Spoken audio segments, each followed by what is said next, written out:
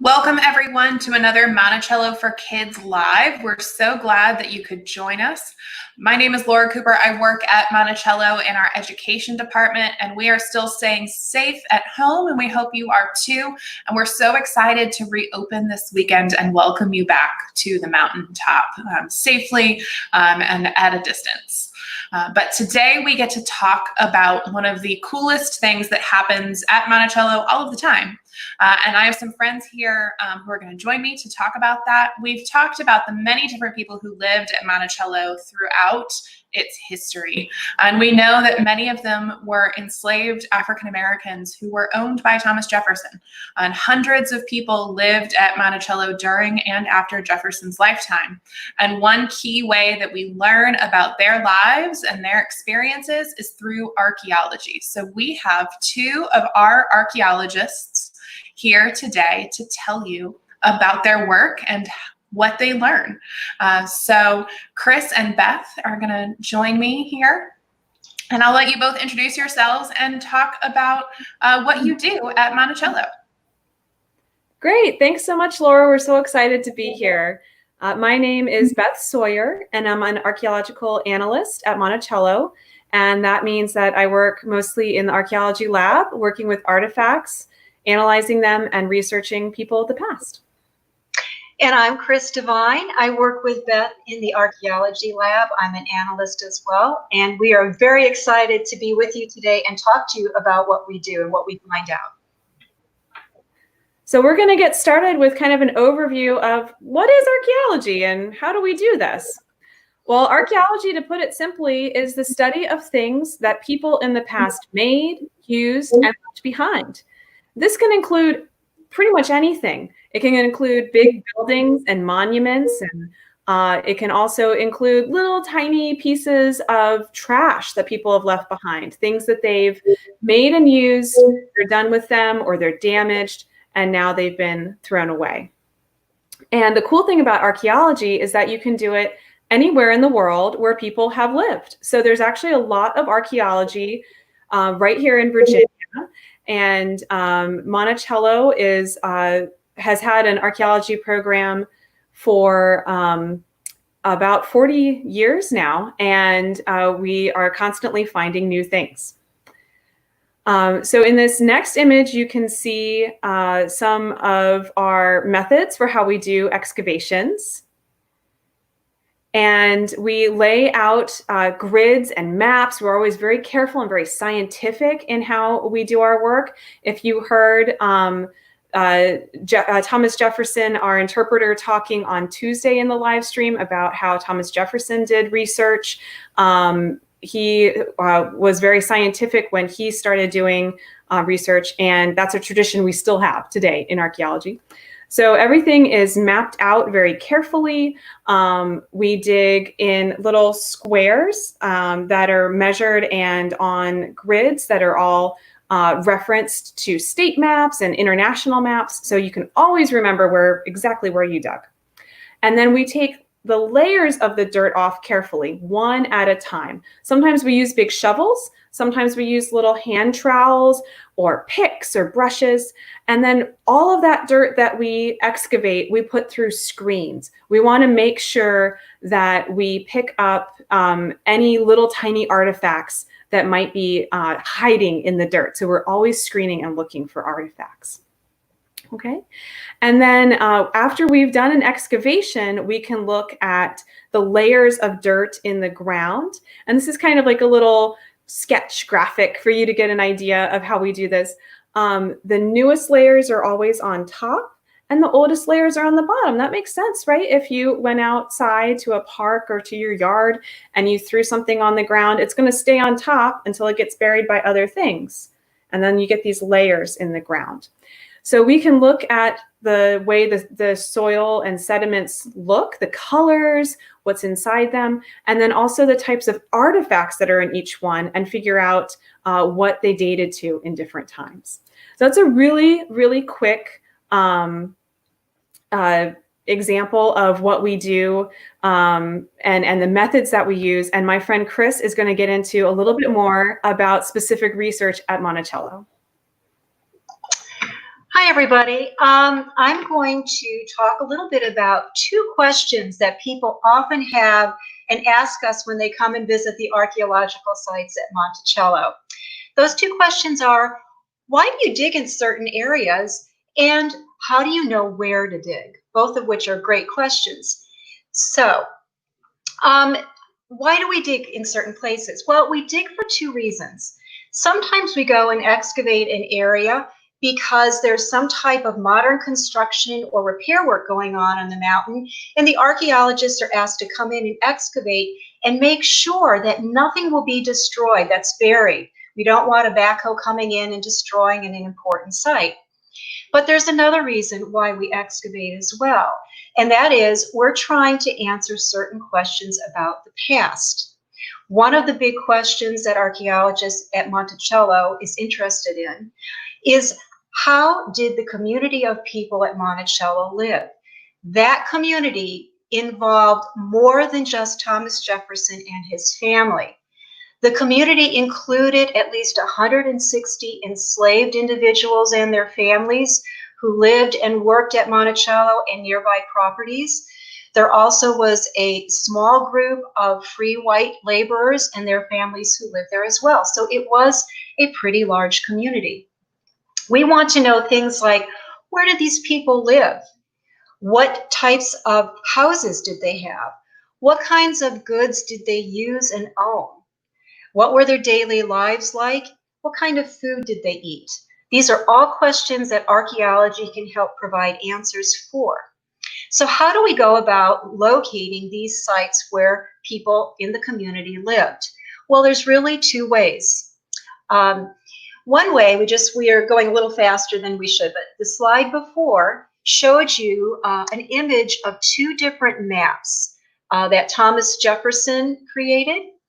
And these maps give us some clues as to where sites that are buried now might be located. We've given you a little key in the bottom right corner there. And we want you to think about two things. First of all, what can you learn from this map? What types of information can you get? But at the same time, in the back of your mind, think about, what don't you learn from this map? What are things that we might not learn from this type of written document? So let's go over quickly. If you look at this map, you can see the mansion house is right in the center. That's where Thomas Jefferson lived. He drew some of his outbuildings along a major thoroughfare called Mulberry Row. Those buildings were used as workshops and in some cases living quarters for both enslaved and free workers.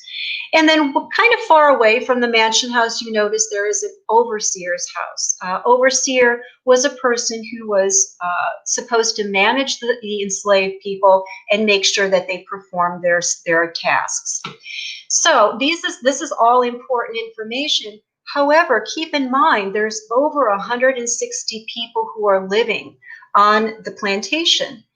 And we don't see where the houses of many of these people might have been located. Furthermore, there's no scale to this map, so we really don't know how far away certain places were from the mansion, for instance. We don't really know how far was the overseer's house from the mansion. And if it's no longer standing, we wouldn't have any idea where it would be located. So with that in mind, the written records are limited as to what they can tell us. Archaeologists have developed another way of locating sites at Monticello, and that is what we call our plantation survey. And so the next slide is going to give you another type of map, a modern map that archaeologists have compiled by doing their plantation survey. So what is a plantation survey? Well, very simply, the survey is a grid system that we put in place, and then we go and we dig what we call a shovel test pit every 40 feet along that grid system. A shovel test pit is a hole that's about 1 foot in diameter. We dig down until we hit what we call subsoil. Subsoil at Monticello is this very red kind of clayey texture clay. Very waxy texture clay. There's no artifacts located in it. We take all the dirt from that shovel test pit and we put it through a screen. and we look for artifacts. So the picture that you see of the two men that are excavating, one shows you what a shovel test pit looks like. The other one shows you the person putting the dirt through a screen and looking for artifacts. Now, if we're lucky enough to find artifacts in a shovel test pit, we call it a positive hit. And then we go and we dig other shovel test pits closer to that positive hit, so that we begin to see where there are concentrations of artifacts. Artifacts for us indicate that this is an area where people lived, worked, or occupied for some period of time. Our archaeological survey, if you look at this modern map here, you can see that there are all these small, tiny black dots. Those all represent shovel test pits that we've dug at Monticello and nearby properties owned by Jefferson. There's over 25,000 of those. When we found positive hits, we excavated out from those, and we were able to locate sites based on the density of artifacts. And the circles that you see in both blue and red are all sites that we identified through this plantation survey. This is where we found heavy concentrations of artifacts. We color-coded them. They're indicative of Jefferson period sites. The blue are earlier in Jefferson's lifetime, and the red are later in his lifetime. So this is the way in which we try to find sites that are not necessarily mentioned in written records or located on maps. But because of this survey, we've found a lot of information, especially on the enslaved people who lived on the plantation. I'm going to hand it back over to Beth, and she's going to talk to you about some exciting finds that we have, that we found within standing structures at Monticello. Great, thank you, Chris. As Chris said, that's how we go about finding areas that have vanished from the landscape, but there's still a lot standing at Monticello. So as you'll see here, this is what Monticello looks like today. Some of you may have come to visit, and maybe some of you have just seen pictures, but this is what it looks like today. And actually there were two versions of Monticello. Thomas Jefferson designed what we call Monticello 1. And then he went off to France and came back and decided to change things up. He put a dome on the top and he moved things around and decided to do a whole new design. And this is then Monticello 2. So one of the cool things about archaeology is that we get to, as we excavate, we get to see the life of a house or the life of a building and the different stages of it. So ahead of some restoration work to get the mountaintop looking back to what it would have been like in 1809 or so, we got to dig in the South Pavilion. And as you'll see here, this building, it was the first building on the mountain. It was there starting in the 1770s. And Thomas Jefferson and his wife, Martha, lived upstairs. And then the downstairs was a kitchen where enslaved cooks would work and create fine cuisine. And there may have also been one or two enslaved workers who lived in that space. We're not quite sure yet.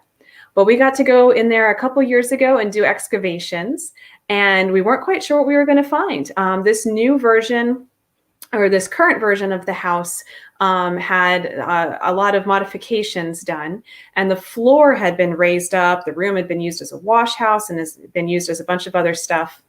And we had this old drawing that Thomas Jefferson had done in the 1770s, where he had drawn out some stairs and a fireplace and a set of stew stoves. And we just didn't know how much we would find. Well, we dug through 3 feet of fill.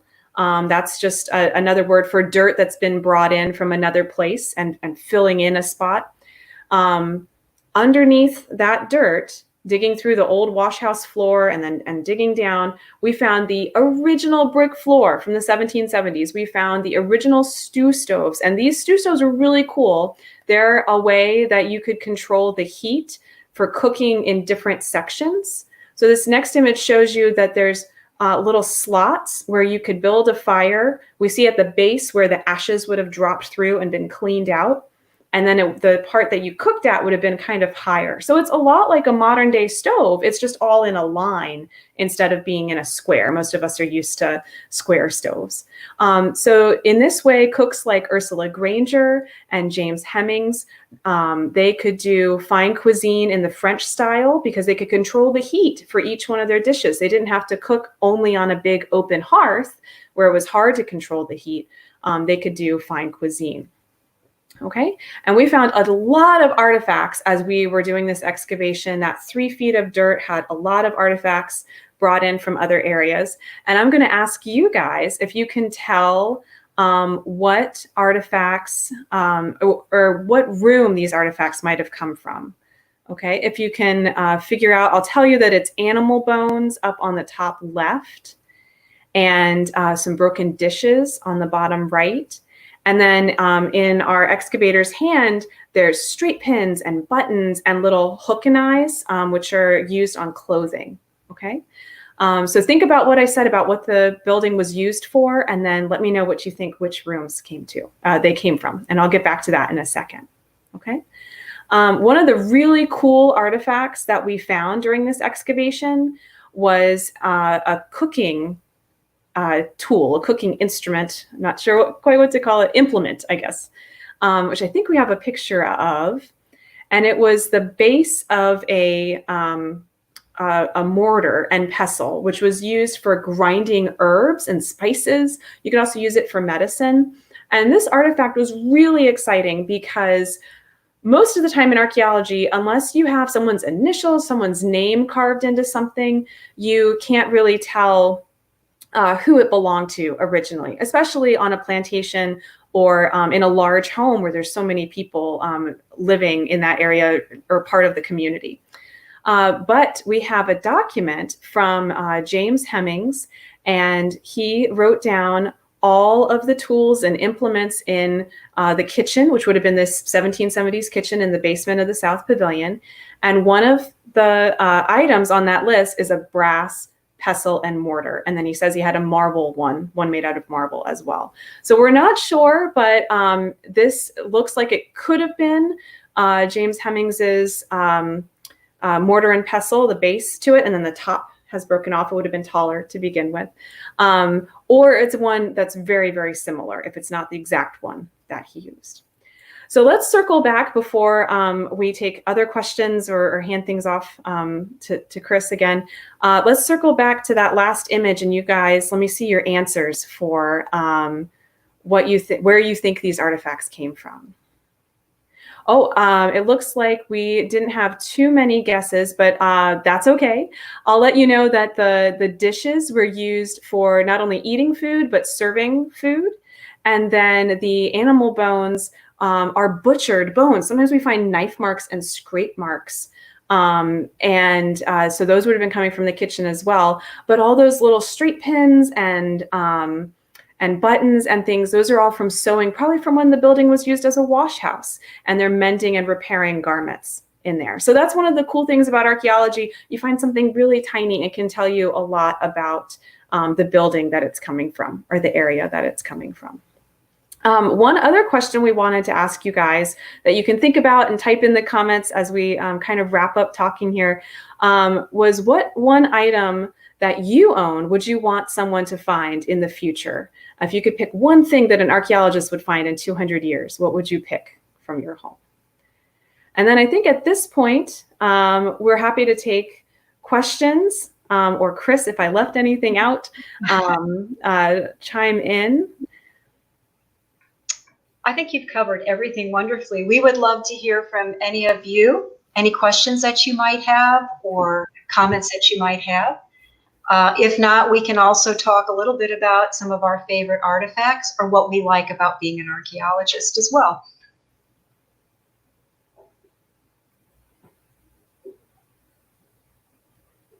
Oh, and while people are typing, I know it's a little bit of a delay here, we'll let you know that up on the website, which I think, is right there at the bottom, there's some activities. So you can be an archaeologist at home. We have fun things like coloring pages. My daughter colored this one here of a teapot and tea bowl. We also put together some activities for stratigraphy, looking at those layers in the ground. And you can make your own for your own lifetime. Again, my daughter put this one together. There's another artifact stratigraphy, looking at artifacts that we found at Monticello and trying to get them into order. There's coloring pages. There's a lot of options up on the website. So we hope that you check those out at home. All right, and then Laura, did we have any other questions? I know we're almost out of time, but. Oh, we just had one come in. What do you expect to find in the new excavation site? So whatever is being worked on right now, what are you guys hoping to find? Chris, do you want to mention Site 6 excavations or? So there have been several excavations that have been going on. One of which Beth mentioned is Site 6. And Site 6 is one of those sites we discovered with the plantation survey that I talked a little bit about. We believe that there is 2 and possibly 3 quarters where enslaved people lived. We have found a variety of very interesting artifacts, buttons. We found ceramics, different types of colorful ceramics. We found a bunch of nails. And we're still excavating that site, and we're hoping to go back perhaps even this summer. We also have been doing survey work where there was a brick kiln, where Thomas Jefferson produced quite a few of the bricks for Monticello too. So we're in the process of trying to wrap up that particular part of our survey as well. Good question. Thank you. Awesome. Thank you both for sharing your expertise with us. There are great coloring pages and activities, as you guys shared, up on the website for everyone to enjoy. And if viewers have questions later on, please add those in the comments here on Facebook, and we will get back to you. So thank you so much for joining us, Beth and Chris. And we will be back on our page with more resources for learning about everyone who lived at Monticello next week. Okay, great. Thank you so much. Thank you.